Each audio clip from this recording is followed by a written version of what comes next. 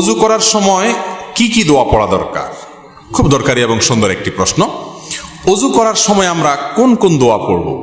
ওযুর শুরুতে দোয়া আছে, শেষে দোয়া আছে। দোয়া মানে জিকির। নবী করিম সাল্লাল্লাহু আলাইহি সাল্লাম থেকে তিরমিজি বর্ণিত হাদিসে আমরা জানতে পারি, তিনি ইরশাদ করেছেন, লা ওযু লিমান লাম ইউসাম্মিল্লাহ। যে ব্যক্তি বিসমিল্লাহ বলল না, তার ওযু পূর্ণাঙ্গ হবে না।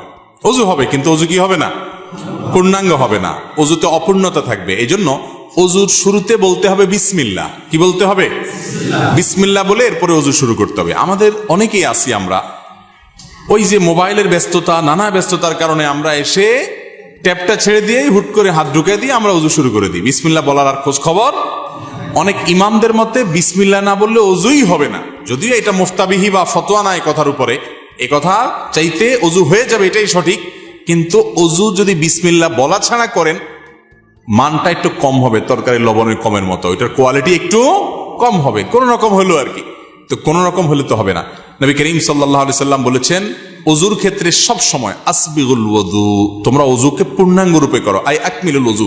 ওযু কখনো যেন তেন করতে হয় না, ভালোভাবে করতে হয়। এই যে শীতের মৌসুম আসছে, এখন দেখবেন যে ওযুতে কত তাড়াহুড়া মানুষ করতে পারে।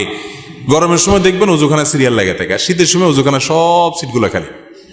কারণ আসরের ওযু দিয়া এশা পার করার বুদ্ধি। অথচ এরকম চাপাচাপি করে ওযু ধরে রাখা ঠিক না, স্বাস্থ্যের জন্য ক্ষতিকর, আমলের জন্য ক্ষতিকর।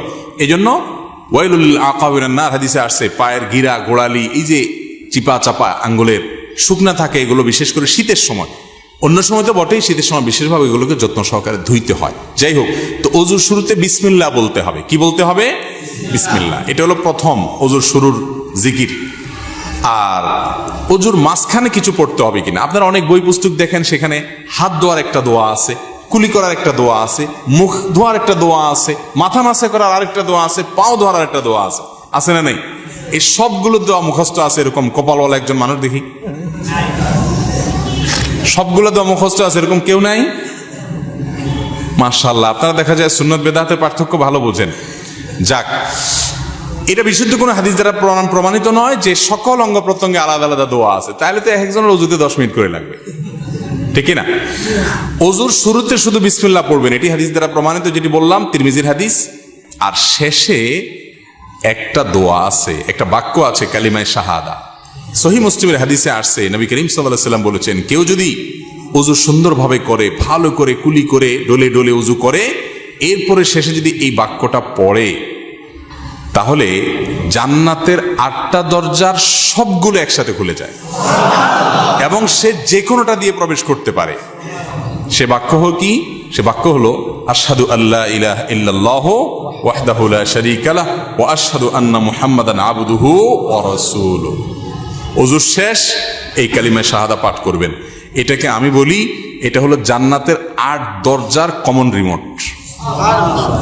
এক রিমোটে 8 দরজা খুলে যায়, এরকম একটা আমল। কিন্তু শুধু দোয়া পড়লে হবে না, ওযুটা সুন্দর করে করতে হবে, শীতের ভয় করা যাবে না, ডলে ডলে ধুইতে হবে, পানি অপচয় করা যাবে না, শুরুতে বিসমিল্লাহ বলতে হবে, মেসওয়াক করতে হবে। মেসওয়াক ছাড়া ওযু কখনো পূর্ণাঙ্গ হয় না।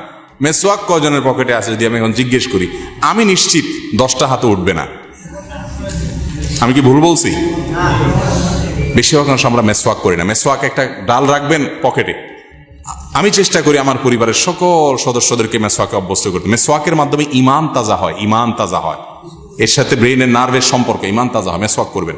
তো এই জন্য পূর্ণাঙ্গ ওযু করবেন, শুরুতে বিসমিল্লাহ আর শেষে আশহাদু আল্লা ইলাহা ইল্লাল্লাহু ওয়াহদাহু লা শারীকা লাহু ওয়া আশহাদু আন্না মুহাম্মাদান আবদুহু ওয়া রাসূলুহু।